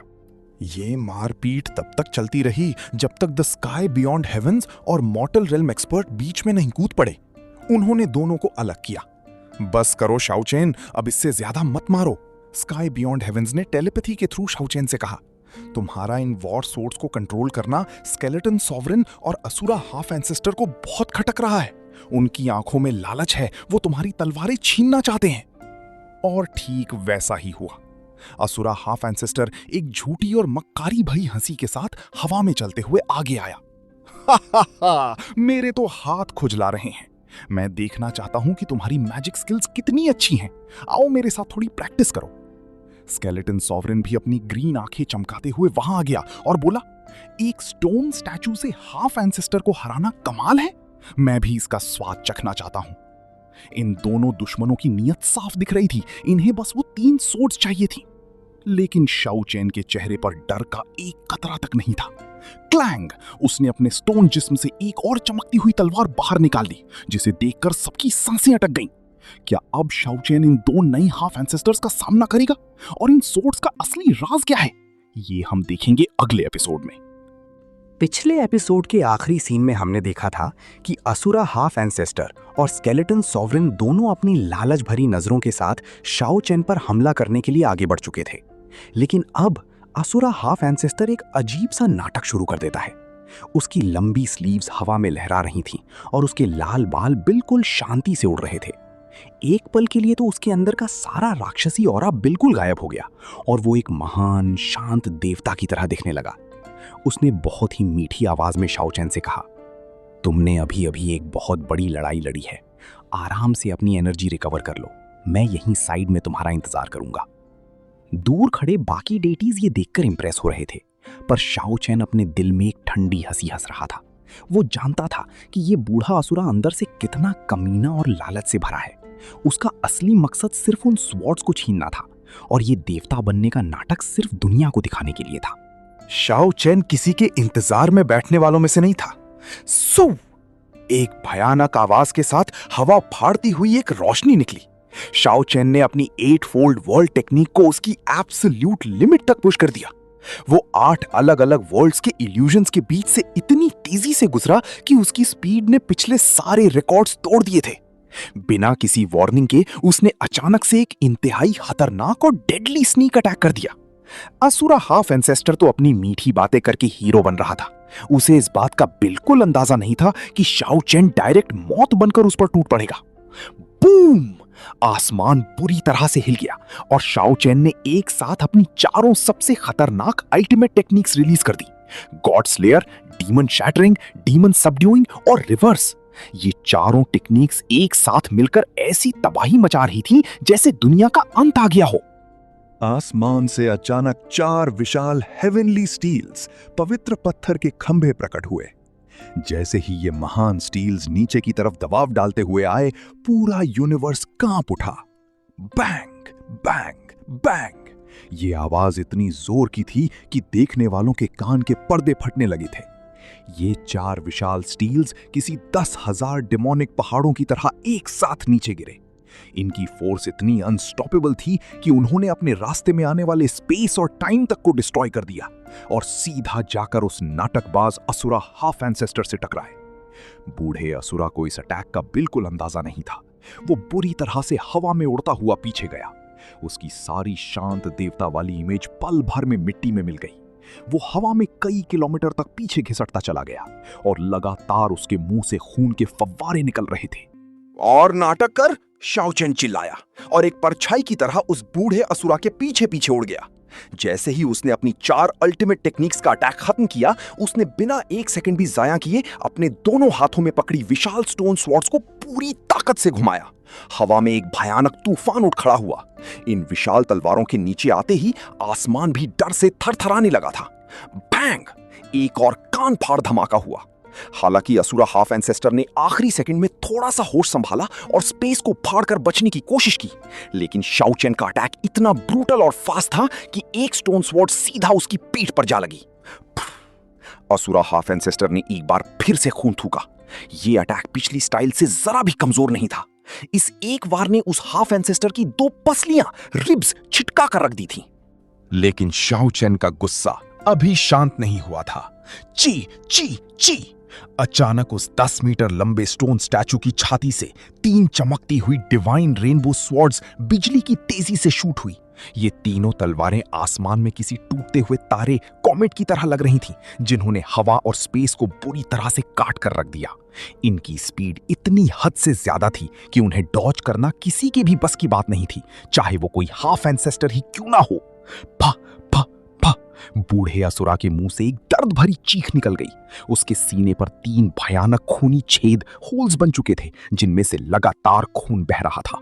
ये अटैक अपना काम पूरा करके एक फ्लैश के साथ वापस शाओ चैन की स्टोन बॉडी में समा गया। दूर खड़े सभी डेटीज और कल्टीवेटर्स का दिमाग सुन पड़ चुका था। वो सब पूरी तरह से हक्के पक्के रह गए थे। एक के बाद एक इतने भयानक और ह्यूमिलिएटिंग अटैक्स खाने के बाद असुरा हाफ एंसेस्टर पूरी तरह से पागल हो चुका था। कुछ ही सेकंड्स के अंदर उसे इतनी बुरी तरह पीटा गया था जैसे कोई सड़क छाप गुंडा हो। एक हाफ एंसेस्टर के लिए इससे बड़ी बेइज्जती की बात और क्या हो सकती थी। उसकी आंखें अब 2 भड़कती हुई नरक की आग हेल फायर में बदल चुकी थीं, जिनमें से भयानक रोशनी निकल रही थी। असुरा हाफ एंसेस्टर ने अपना सर आसमान की तरफ उठाया और एक ऐसी खौफनाक दहाड़ मारी जिससे पूरा टैबू ओशन हिल गया। उसके लाल बाल आसमान में किसी तूफान की तरह उड़ने लगे और उसकी बॉडी अचानक से बढ़ना शुरू हो गई। देखते ही देखते वो कुछ ही पलों में सैकड़ों मीटर लंबा एक विशाल जायंट बन गया। अब वो किसी शांत देवता जैसा नहीं, बल्कि एक सदियों पुराने खूंखार आर्केक फील्ड गॉड की तरह लग रहा था। उसका किलिंग इंटेंट इतना भयानक था कि हवा में बर्फ जलने लगी थी। बियॉन्ड हेवन दूर खड़ा बस हंस रहा था, और नाटक कर और हीरो बन। लेकिन बैटल अब एक नए लेवल पर पहुंच चुकी थी। असुरा हाफ एंसेस्टर ने हवा में अपने विशाल पैर रखे और उसके एक एक कदम से समुद्र के ऊपर तूफान आने लगा। अचानक बूम, उसके विशाल जिस्म से एक 3000 मीटर लंबी खून की नदी निकल आई। ये कोई आम नदी नहीं थी, ये असुरा हाफ एंसेस्टर के अपने लाल बाल थे, जो बढ़कर आसमान में किसी खूनी तूफान की तरह फैल चुके थे। ये तो असुरा हाफ एंसेस्टर का खून और बाल हैं। डेटीज डर से चिल्लाने लगे। वो विशाल लाल बाल आसमान को फाड़ते हुए, वॉइड को डिस्ट्रॉय करते हुए सीधा शाओ चैन की तरफ बढ़े और उन्होंने उसे चारों तरफ से घेर लिया। ची ची ची, हवा में तलवारों के चलने की भयानक आवाजें गूंज रही थीं। शाओ चैन अपने दोनों स्टोन सोर्ड्स को हॉरिजॉन्टली और वर्टिकली बुरी तरह से चला रहा था, अपनी पूरी ताकत से उन खूनी बादलों को काटने की कोशिश में। लेकिन उस बूढ़े असुरा के लाल बालों ने अब एक नया रूप ले लिया था। वो हजारों बाल अचानक से 30,000 जहरीले और विशाल पाइथन्स अजगरों में बदल गए। हर एक अजगर किसी पानी की टंकी जितना मोटा था और वो सब मिलकर स्टोन स्टैचू को लपेटने लगे। पर शाओ चैन हार कहां मानने वाला था। अचानक एक भयानक ड्रैगन की दहाड़ आसमान में गूंजी। स्टोन स्टैचू के अंदर छुपे रेनबो कलर्ड सेक्रेड ट्री ने अपनी पावर रिलीज की। 7 डिवाइन और चमकते हुए एंसेस्टर ड्रैगन्स के इल्यूजन्स वहां प्रकट हुए और उन्होंने उन 30,000 जहरीले पाइथन्स को पल भर में नोच नोच कर टुकड़ों में फाड़ दिया।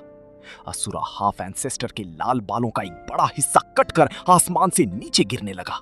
ये भयानक टकराव देखकर समुंदर की लहरें उबल रही थीं।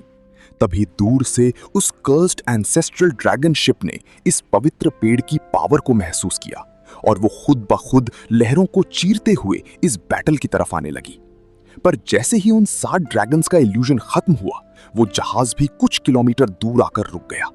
लेकिन असुरा हाफ एंसेस्टर का गुस्सा रुकने का नाम नहीं ले रहा था। उसके पीछे अचानक से एक इल्यूजरी खूनी लाल दुनिया प्रकट हो गई। ये एक ऐसी अनंत और विशाल दीवार की तरह लग रही थी जो उसके पीछे पीछे चल रही थी। ये असुरा वर्ल्ड है, दूर खड़े लोग डर के मारे चिल्लाए। शाओ चैन ने बिना सोचे अपनी स्टोन सोर्ड आगे बढ़ाई और उस बूढ़े पर अटैक कर दिया। क्लैंग! लेकिन उस असुरा वर्ल्ड के अंदर से एक ऐसी अजीब और बाउंडलेस पावर निकली कि उसने उस स्टोन सोर्ड का रास्ता ही मोड़ दिया। वो सोर्ड सीधा उस लाल दुनिया के अंदर चली गई और शाओ चैन के हाथ से छीन ली गई। उस लाल दुनिया में मत फंसना। बियॉन्ड हेवन ने पीछे से शाओ चैन को वार्निंग दी। शाओ चैन तुरंत पीछे हटा, लेकिन असुरा हाफ एंसेस्टर एक कुटिल और ठंडी मुस्कान के साथ धीरे धीरे उसके पीछे आ रहा था। शाओ चैन ने गुस्से में आकर अपनी दूसरी स्टोन सोर्ड से अटैक किया, पर नतीजा वही निकला। उस लाल असुरा वर्ल्ड की एनर्जी ने दूसरी स्टोन सोर्ड को भी निगल लिया। ये असुरा वर्ल्ड कोई आम स्किल नहीं थी। असुरा रेस के इतिहास में 5 हाफ एंसेस्टर्स हुए थे जो अलग अलग समय पर मारे गए थे, लेकिन उनका बचा हुआ खून इस असुरा वर्ल्ड में रिफाइन किया गया था। इस वक्त इस लाल दुनिया के अंदर कम से कम 2 हाफ एंसेस्टर्स की सुप्रीम पावर मौजूद थी। हालांकि इस असुरा वर्ल्ड की एक वीकनेस थी कि ये खुद आगे बढ़कर अटैक नहीं कर सकता था, सिर्फ पैसिवली डिफेंड कर सकता था। लेकिन शाओ चेन के दोनों हाथ अब खाली हो चुके थे। ये देखकर कि शाओ चेन के हाथ अब खाली हैं, असुरा हाफ एंसेस्टर ने मौके का फायदा उठाया। बैंग! उसने अपनी एक असुरा सोर्ड से सीधा शाओ चेन पर वार कर दिया। तलवार स्टोन स्टैचू पर लगी और एक निशान छोड़ गई। लेकिन सबसे भयानक बात तो अब हुई। उस असुरा वर्ल्ड के अंदर से अचानक एक खूनी लाल फिगर सैंग्विन स्पिरिट बाहर निकली, जिसने पूरे आसमान को अपने लाल रंग से ढांप लिया। यह स्पिरिट एक हाफ एंसेस्टर जितनी ताकतवर थी। बियॉन्ड हेवन भी ये देखकर चौंक गया, क्योंकि किसी को नहीं पता था कि उस लाल दुनिया में ऐसी कोई मौत की आत्मा छुपी हुई है। शाओ चेन तेजी से पीछे हटा, लेकिन उस खूनी आत्मा ने स्टोन स्टैचू पर अपने पंजे कड़ा दिए। ची ची! एक नीले रंग का धुआं उठा। हालांकि आत्मा की रोशनी थोड़ी कम हुई, लेकिन स्टोन स्टैचू की मजबूत छाती, चेस्ट किसी तेजाब की तरह गलने लगी और वहां गहरे होल्स बन गए। शाओ चेन ने तुरंत अपनी ग्रेट हेवनली मेलोडी यूज की और उस स्पिरिट को धक्का देकर पीछे किया। हालात अब शाओ चेन के हाथों से फिसलते जा रहे थे। 2 हाफ एंसेस्टर्स की कंबाइंड ताकत किसी एक इंसान के बस की बात नहीं थी। वहीं दूसरी तरफ आसमान में खड़े स्केलेटन सॉवरन ने एक गंदी सी हंसी हंसी और अपने बगल में खड़े एक असुरा सॉवरन से कहा, तुम्हारे क्लैन का एंसेस्टर अब भारी पड़ रहा है और शाओ चेन अब लगता है ज्यादा देर नहीं टिक पाएगा। क्यों ना तुम अपने कुछ लोगों को लेकर इस सिचुएशन को थोड़ा और साफ कर दो। ये असुरा सॉवरन, जिसका नाम ग्लेशियल फ्रॉस्ट यानी ग्लेशियल लेंग था, वो असुरा हाफ एंसेस्टर से भी ज्यादा बूढ़ा लग रहा था। स्केलेटन सॉवरन ने उसकी तारीफ करते हुए कहा कि वो एंशिएंट एरा का सबसे बड़ा जीनियस और नंबर 1 मोनार्क था। ये सुनकर उस सूखी हड्डियों वाले बूढ़े का सीना चौड़ा हो गया।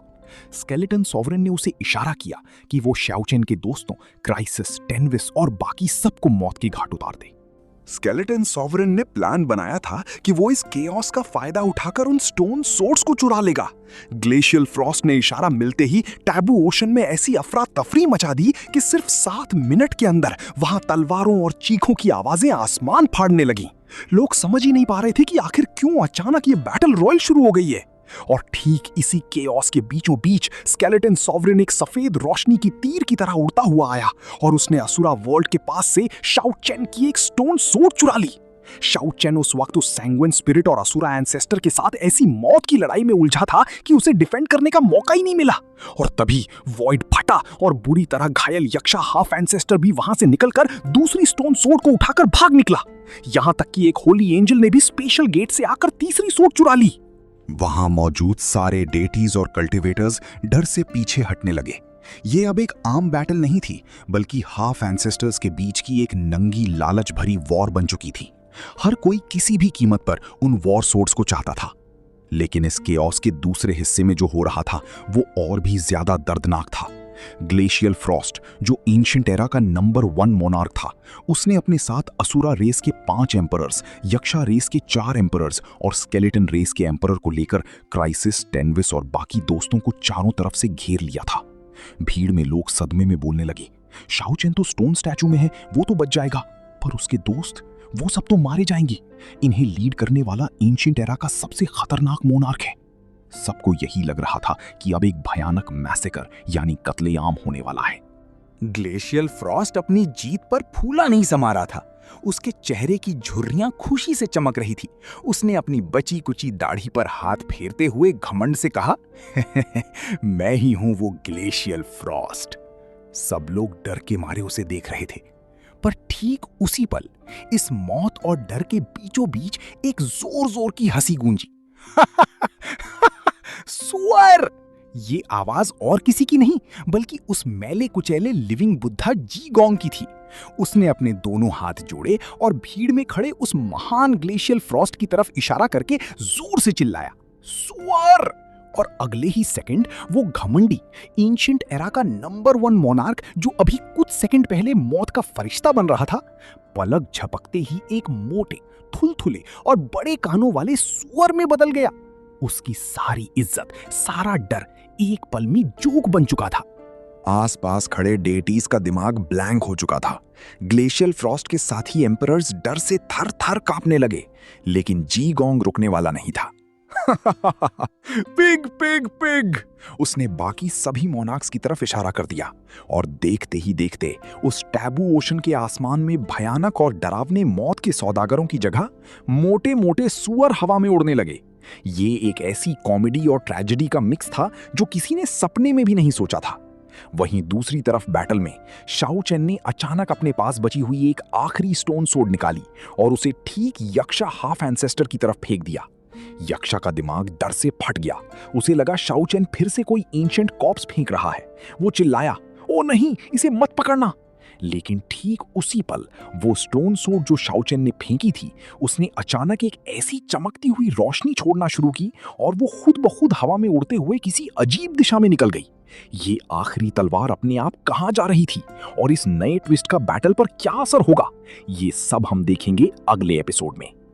पिछले एपिसोड में सदर्न सी के ऊपर जो तबाही शाओ चेन ने मचाई थी, उसकी गूंज पूरे कल्टीवेशन वर्ल्ड को हिला रही थी।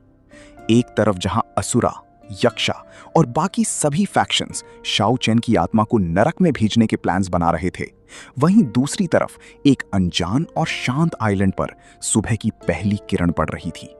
समुंदर की ठंडी हवाएं चल रही थीं और सूरज की लाल रोशनी इस आइलैंड की खूबसूरती को और भी बढ़ा रही थी। इस खूबसूरत नजारे के बीच एक बिस्तर पर सोता हुआ क्राइसिस, जो एक खतरनाक असैसिन था पर दिखने में किसी आम इंसान जैसा लग रहा था, अंगड़ाई लेते हुए उठता है। उसकी आंखों के नीचे डार्क सर्कल्स थे, जैसे उसने पूरी रात शराब पी हो। उसके बिस्तर के पास एक स्नो वाइट डोंकी अपनी पूंछ हिला रहा था, जैसे उसे जल्दी उठने के लिए फोर्स कर रहा हो। अकेले में क्राइसिस बिल्कुल नहीं हकलाता था। वो उस गधे से कहता है, मुझे पता है, उठ रहा हूं। जिंदगी का सबसे बड़ा दुख यही है कि नींद पूरी नहीं होती। क्राइसिस अपने गॉडी कपड़े पहनता है और आइलैंड की दूसरे कोने पर जाकर जोर से चिल्लाता है, ऑक्समैन, टेनविस, लॉरेंस, लियू मूमू, उठ जाओ। पर वहां का नजारा कुछ और ही था। ये चारों लोग पहले से ही बीच पर खड़े होकर सुबह की रोशनी में अपनी इंटेंस ट्रेनिंग कर रहे थे। एक बॉनफायर पर बड़ा सा आयरन पॉट रखा था, जिसमें से फ्रेश सी फूड की माउथ वाटरिंग खुशबू आ रही थी। ये वही शाओ चेन के पुराने दोस्त थे जिन्होंने पिछले 10 सालों से इस आइलैंड पर खुद को दुनिया से काटकर स्ट्रिक्टली ट्रेन किया था। उन्हें बाहर की दुनिया का तभी पता चलता था जब क्राइसिस अपनी असैसिन ऑर्गेनाइजेशन के नेटवर्क से खबरें लाता था, और आज उनके पास सबसे बड़ी खबर थी। शाओ चेन जिंदा वापस आ चुका है। 10 सालों का इंतजार खत्म हुआ था। क्राइसिस एक बड़ा सा लॉबस्टर उठाता है और खाते हुए कहता है, चलो वक्त आ गया है अपने पुराने दोस्त से मिलने का। नाश्ता खत्म करने के बाद लॉरेंस, जिसका स्पेस इनकैंटेशन अब परफेक्शन के लेवल पर पहुंच चुका था, बीच की रेत पर एक ग्लोइंग स्पेशल स्पेल फॉर्मेशन बनाता है। एक ब्लाइंडिंग रोशनी चमकती है और अगले ही सेकंड वो सभी वहां से गायब हो जाते हैं। कुछ ही पलों में वो लोग 50 किलोमीटर दूर एक और सीक्रेट आइलैंड पर टेलीपोर्ट हो जाते हैं। यहां उनका इंतजार 2 और लेजेंडरी फिगर्स कर रहे थे, मॉन्क यी जेन और एजियो ड्रैगन किंग।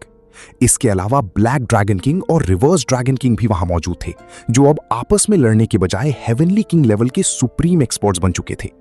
ये एक ऐसी गैदरिंग थी जिसे देखकर किसी भी फैक्शन के होश उड़ जाते। जब इन सब ने मिलकर शाओ चेन को ट्रैक किया और उसके सामने प्रकट हुए, तो शाओ चेन कंप्लीटली शॉक में था। शाओ चेन अपने भेस बदलकर बिल्कुल स्टेल्थ मोड में था, जिसे एक हाफ एंसेस्टर भी डिटेक्ट नहीं कर सकता था। हैरान होने की जरूरत नहीं है। जब तक लॉरेंस यहां है, हम तुम्हें कहीं भी ढूंढ सकते हैं, यूएन फेंग ने मुस्कुराते हुए कहा। दरअसल सालों पहले जब वो अलग हुए थे, तो लॉरेंस ने शाओ चेन के ब्लड की कुछ बूंदें अपने पास सेफ रखी थीं, और उसी एसेंस ब्लड के कनेक्शन से उसने ये इम्पॉसिबल ट्रैकिंग की थी। जब इतने सालों बाद ये पुराने दोस्त एक दूसरे के सामने आए, तो वहां की हवा में एक अजीब सी ठंडक और सुकून था। दुश्मनों की गिनती भूलकर वो सभी सीधा एक शानदार रेस्टोरेंट के प्राइवेट रूम में गए। वहां वाइन के कप्स टकराए गए और पुरानी यादों का जश्न मनाया गया। चीयर्स टू आवर रियूनियन, सबने एक साथ टोस्ट रेस किया। पर इस हंसी मजाक के बीच क्राइसिस अपनी आदत के अनुसार हकलाते हुए बोला, शाओ चेन, तुम कुछ ज्यादा ही बोल्ड नहीं हो गए? एक हाफ मार्शल एंसेस्टर से कैसे लड़ोगे?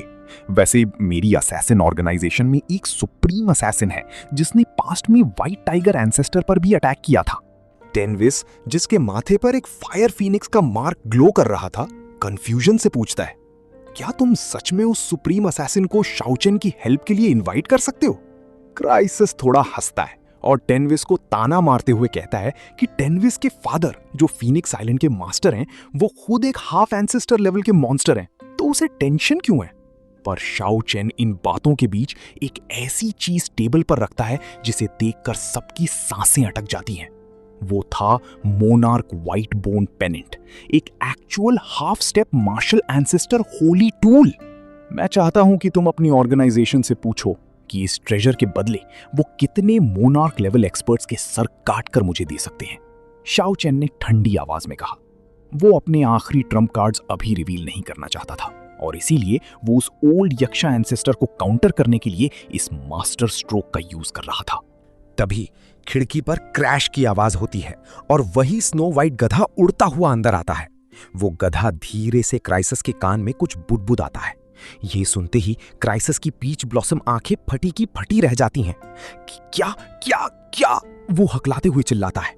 गधा हाँ में सर हिलाता है और वहां से उड़ जाता है। क्राइसिस बिना हकलाए पूरी पैनिक स्टेट में बोलता है, यक्षा हाफ एंसेस्टर ने इस मैटर को सीरियसली ले लिया है। उसने 9 प्रोविंसेस में 2 यक्षा सॉवरेंस को भेज दिया है ताकि वो ड्यूल से पहले ही तुम्हारा सर काट सकें। पूरा कमरा सन्नाटे में डूब जाता है। यक्षा रेस में टोटल सिर्फ 6 मोनार्क लेवल एक्सपर्ट्स थे और उन्होंने 2 को एक साथ भेज दिया था। असुरा सॉवरेन को मिलाकर अब शाओचेन के पीछे 3 एब्सोल्यूट मोनार्क्स लगे हुए थे। ये फोर्स इतनी टेरिफाइंग थी कि एक हाफ एंसेस्टर को छोड़कर इनका सामना कोई नहीं कर सकता था। सिचुएशन को हाथ से निकलता देख ऑक्समैन लिटिल फैटी के चेहरे से उसकी सिली स्माइल पूरी तरह गायब हो जाती है। मैं अभी वापस बारबेरियन और फॉरेस्ट रेस की होली लैंड जाता हूं, वहां के एल्डर्स को बुलाने। पर शाओचेन उसे तुरंत रोक देता है। वो नहीं चाहता था कि उसकी वजह से उन पीस लविंग एल्डर्स की लाइफ में कोई तबाही आए। वहीं दूसरी तरफ ड्रैगन रेबल किंग सामने आता है और कहता है, कुछ साल पहले मैंने एक एम्परर लेवल मास्टर को अपनी ड्रैगन एसेंस ब्लड दी थी। वो याजी है, एंशिएंट ड्रैगन एंसेस्टर का डिसेंडेंट। मैं उसे बुला सकता हूं। लॉरेंस भी ऐड करता है कि अगर याजी आया तो बियान और पीशू भी उसके साथ आएंगे। ये 3 सुप्रीम मॉन्स्टर्स थे। पर शाओचेन इन सबको मना कर देता है। वो अपने दोस्तों को इस ब्लड बाथ में नहीं घसीटना चाहता था। तभी यू वेनफेंग एक ब्रिलियंट आइडिया देता है, क्यों ना हम इंपीरियल कैपिटल जाकर एम्प्रेस जाओ लिनर से उसके डिस्ट्रक्टिव वेपन्स बोरो करें। बिना वक्त गवाए ये पूरी टीम आसमान में उड़ते हुए इंपीरियल कैपिटल की तरफ निकल पड़ती है। रात के अंधेरे में वो मैग्निफिसेंट इंपीरियल पैलेस किसी हेवन के उतरे हुए सिटी जैसा लग रहा था। उसके अनगिनती पैलेसेस और पवेलियंस गोल्डन लाइट से जगमगा रहे थे। ये नजारा इतना ग्रैंड था कि किसी की भी आंखें चौंधिया जाएं। पैलेस के सबसे प्राइवेट और खूबसूरत इंपीरियल गार्डन में एम्प्रेस जाओ लिनर अकेले चल रही थी। सालों गुजर गए थे पर उसकी खूबसूरती आज भी वक्त के असर से बाहर थी। वो आसमान के चांद और वहां खिले हुए फूलों से भी ज्यादा हसीन लग रही थी। व्हाइट मार्बल के छोटे से ब्रिज पर खड़ी व्हाइट स्नो जैसे कपड़ों में वो किसी गॉडेस जैसी लग रही थी। शाओचेन और उसके दोस्त आसमान से सीधा उस गार्डन में लैंड करते हैं। जाओ लिनर उन्हें अचानक अपने सामने देखकर बिल्कुल नहीं डरती। उसकी आंखों में एक रिफ्रेशिंग मुस्कुराहट थी, जैसे स्प्रिंग सीजन की ठंडी हवा। सभी लोग प्लीज बैठिए, उसने अपने स्लेंडर जेड जैसे हाथों से इशारा करते हुए कहा। पर शाओचेन सीधे पॉइंट पर आता है और ठंडी आवाज में कहता है, जाओ लिनर, आज हम अपने पुराने सारे हिसाब बराबर करेंगे। शाओचेन का पास्ट उसके साथ बहुत बिटर था, पर जाओ लिनर बिल्कुल ग्रेसफुली उसके ठीक सामने बैठ जाती है। मैं मानती हूं कि पास्ट में मैंने गलतियां की, पर वो सब मैंने सिर्फ जिंदा रहने के लिए किया था। आज मेरे पास एम्परर रेल्म एक्सपर्ट्स को डिस्ट्रॉय करने वाले वेपन्स हैं, फिर भी मैंने तुम्हें यहां आने दिया। ये मेरी सिंसियरिटी है। अगर तुम मुझे मारना चाहते हो तो मार सकते हो, पर याद रखना, मेरे मरते ही ये पूरे 9 प्रोविंसेस तबाह हो जाएंगे। लॉरेंस तुरंत शाओचेन को टेलीपैथिकली मैसेज करता है। ये सच कह रही है। उसका बॉडी डायरेक्टली उन black hole creating destructive weapon से लिंक्ड है। अगर उसके जिस्म पर एक खरोच भी आई तो पूरे कॉन्टिनेंट पर एक साथ एक्सप्लोजन्स होंगे और सब कुछ राख बन जाएगा। ये सुनकर क्राइसिस के रोंगटे खड़े हो जाते हैं। ब्यूटी, तुम इतनी पागल मत बनो। जाओ लिनर थोड़ा हंसती है और कहती है, मैं सिर्फ एक कमजोर औरत हूं। खैर, मैं तुम्हें एक सुप्रीम वेपन दूंगी और साथ ही एक न्यूज। सिर्फ असुरा और यक्षा ही नहीं, स्केलेटन सॉवरेन ने भी अपने मोनार्क लेवल एक्सपर्ट को भेज दिया है। अब 3 नहीं 5 मोनार्क लेवल एक्सपर्ट्स 9 प्रोविंसेस में तुम्हारा सर लेने आए हैं। ये सुनते ही वहां मौजूद हर एक शख्स का खून जम जाता है। 5 सुप्रीम बीइंग्स, ये लिटरल मौत का फरमान था। शाओ चेन समझ जाता है कि अब उसे भी अपने हैवी हिटर्स लाने पड़ेंगे। वो सबको वहां छोड़कर इंपीरियल कैपिटल से निकलकर सीधा डेथ वर्ल्ड की तरफ बढ़ता है। बोनवेल को क्रॉस करके वो डेथ कॉन्टिनेंट की डीप टेरिटरीज में ट्रैवल करता है और वहां के रूलर ओल्ड स्केलेटन सॉवरेन लियानपो के सॉवरेन किंग सिटी में एंटर करता है। लियानपो उसे जिंदा देखकर खुश होता है। जब शाओ चैन उसे 5 मोनार्क्स वाली बात बताता है तो लियानपो एक भयानक हंसी हंसता है। तुम सच में ट्रबल मैग्नेट हो, पर टेंशन मत लो, मैं एक और दोस्त को अपने साथ 9 प्रोविंसेस लेकर चलूंगा। शाओ चैन और लियानपो एक आइसोलेटेड डिलैपिडेटेड टेंपल की तरफ जाते हैं। शाओ चैन को लग रहा था कि वो किसी सीरियस टेरिफाइंग एक्सपर्ट से मिलने वाले हैं, पर तभी अंदर से एक आवाज आती है। पिग। जैसे ही वो दोनों टेंपल के हॉल में एंटर करते हैं, जियाओ चेन की आंखें हैरत से फटी रह जाती हैं। वहां एक स्नो वाइट स्केलेटन जमीन पर बैठा था, जो स्पिरिचुअल फ्लक्चुएशंस की जगह लिटरली फिजिकल वर्ड्स बोल रहा था। ये था लेजेंडरी बुद्धिस्ट ऑलमाइटी दाओजी, जिसे दुनिया लिविंग बुद्धा जीगोंग के नाम से जानती थी। पर सीन बहुत ही अजीब था। जीगोंग ने अपने स्केलेटल हाथ जोड़े, जोर से हंसा और अपने सामने रखे एक टूटे हुए स्कल की तरफ इशारा करके चिल्लाया, पिग। और जियाओ चेन के पैरों तले जमीन खिसक गई जब उसने देखा कि वो निर्जीव स्कल सच में पल भर में एक मोटे जिंदा सुअर पिग में तब्दील हो गया। ये ग्रेट प्रोफेसी टेक्निक थी जो कंप्लीटली ग्रेट परफेक्शन पर पहुंच चुकी थी। जीगोंग जो बोलता, रियलिटी वैसी ही बन जाती। जीगोंग अचानक शाओ चेन की तरफ मुड़ता है, दोबारा जोर से हंसता है और अपनी उंगली उसकी तरफ पॉइंट करता है। हा। शाओ चेन की आत्मा डर से कांप जाती है, उसकी बॉडी फ्रीज हो जाती है। उसे लगता है कि अब वो एक सुअर बनने वाला है, पर ठीक उसी वक्त लियानपो आगे कूदता है और जीगोंग का मुंह बंद कर देता है। बस कर भाई, गेस्ट को तो मत डरा। लियानपो उसे समझाता है कि उन्हें 9 प्रोविंसेस में मदद चाहिए। जीगोंग तुरंत अग्री कर लेता है, पर जब वो ह्यूमन वर्ल्ड में जाने के लिए रेडी होते हैं तो शाओ चेन पॉइंट आउट करता है कि 2 चमकते हुए स्केलेटन्स को देखकर लोग डर जाएंगे। जीगोंग कैजुअली कहता है, बुद्धा ने कहा ग्रो फ्लैश, और अगले ही पल उस स्केलेटन के ऊपर फ्लैश ग्रो हो जाता है। फिर जीगोंग मस्ती में लियानपो की तरफ इशारा करता है और कहता है, प्रिटी बॉय। और अचानक से टेरिफाइंग जनरल लियानपो एक बेहद ही हैंडसम रेड लिप्ड लड़के में बदल जाता है। लियानपो गुस्से से पागल हो जाता है, पर कुछ कर नहीं पाता। जब ये तीनों वापस शाओ चेन के दोस्तों से मिलने आते हैं तो क्राइसिस उन एक्सपर्ट्स को देखकर थोड़ा हकलाता है। जीगोंग की नजर क्राइसिस पर पड़ती है। ब्यूटी, जीगोंग जोर से चिल्लाता है। अगले ही माइक्रो सेकंड में एक ब्लाइंडिंग फ्लैश होता है और क्राइसिस, वो सख्त थर्की असैसिन, एक बेहद ही खूबसूरत हॉट यंग लड़की में तब्दील हो जाता है। फक, ये क्या किया तुमने ओल्ड बास्टर्ड? मुझे ठीक करो वरना मैं तुम्हें जान से मार दूंगी। क्राइसिस की आवाज और हरकतें अब पूरी तरह से एक औरत जैसी हो चुकी थी। पूरा ग्रुप अपना पेट पकड़कर हंसने लगता है। शाओ चेन को मजबूरी में जीगोंग से रिक्वेस्ट करनी पड़ती है कि मजाक बहुत हुआ, अब सबको नॉर्मल कर दो। फाइनली सब अपने असली रूप में आते हैं, पर क्राइसिस की जान निकल चुकी थी। मजाक का वक्त खत्म होता है। उन्हें इंटेलिजेंस मिलती है कि पहला असुरा सॉवरेन उनसे सिर्फ 300 माइल्स दूर है। ये सभी लोग तुरंत वहां टेलीपोर्ट करते हैं। जैसे ही वो पहुंचते हैं, एक terrifying, suffocating emperor level aura उन्हें चारों तरफ से घेर लेती है। आसमान में एक ओल्ड असुरा मैनिफेस्ट होता है। उसका चेहरा झुर्रियों से भरा था, पर उसके अंदर से ऐसी किलिंग इंटेंट निकल रही थी जो दुनिया को जला दे। शाओ चेन, मैं यहां तुम्हारा सर लेने आया हूं। उस असुरा की आवाज नरक जैसी ठंडी थी। पर इस intense God like stand of के बीच जीगोंग आगे आता है। असुरा सॉवरेन कुछ समझ पाता उससे पहले ही उसके आसपास का स्पेस डिस्टॉर्ट होने लगता है। वो अपनी सारी गॉड लाइक पावर यूज करता है, पर इस सुप्रीम मैजिक के आगे सब फेल हो जाता है। सबकी फटी हुई आंखों के सामने वो डिग्निफाइड मौत का फरिश्ता असुरा सॉवरेन एक गोल मटोल पिंक कलर के मोटे सुअर में तब्दील हो जाता है। ये इतना अब्सर्ड और शॉकिंग था कि ज़ाओ चैन के दोस्तों को अपनी आंखों पर विश्वास नहीं हुआ। असुरा सॉवरेन, जो अब एक सुअर था, शर्म और गुस्से से पागल होते हुए वहां से आसमान चीरते हुए भागने लगता है। अपनी पूंछ दबाकर रोते हुए चिल्लाता है, एंसेस्टर, एंसेस्टर, मुझे बचाओ।